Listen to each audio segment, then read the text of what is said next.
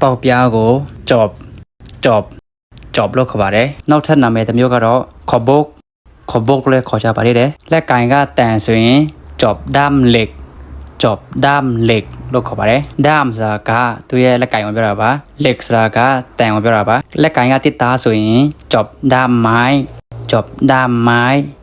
ဆိုတာကတိတာကိုပြောတာပါဟိုမှာကိုကသူ့ရဲ့ခေါင်းပဲယူမယ်ဆိုရင်အောက်ချက်ဖို့ဟောအောက်စာကယူဒီချက်ဖို့စာကအထူးတစ်ဖြစ်တက်ပေါ့နော်ဟောစာကခေါင်းကိုပြောတာပါသူရင်ငန်းပြားကိုစီယမ်လို့ခေါ်ပါတယ်ဒီလိုမြေကြီးတွေညှက်လို့ရတဲ့သူရင်ရဲ့ကြီးကိုတော့စီယမ်နစ်ဒင်းနစ်စာကညှက်တာကိုပြောတာနောက်ထပ်နာမည်တစ်ခုကတော့စီယမ်ခုတ်ဒင်းခုတ်စာကတူးတော့ပြောတာပါကော်ပြားကိုဖလိုလို့ခေါ်ပါတယ်သူကချွန်တာနဲ့မချွန်တာရှိပါတယ်ဒီလိုချွန်တဲ့ဥစ္စာဆိုရင်ဖလိုပိုင်လမ်စာကချွန်တာကိုပြောတာပါမချွန်တဲ့ဟာကတော့ဖလိုပိုင်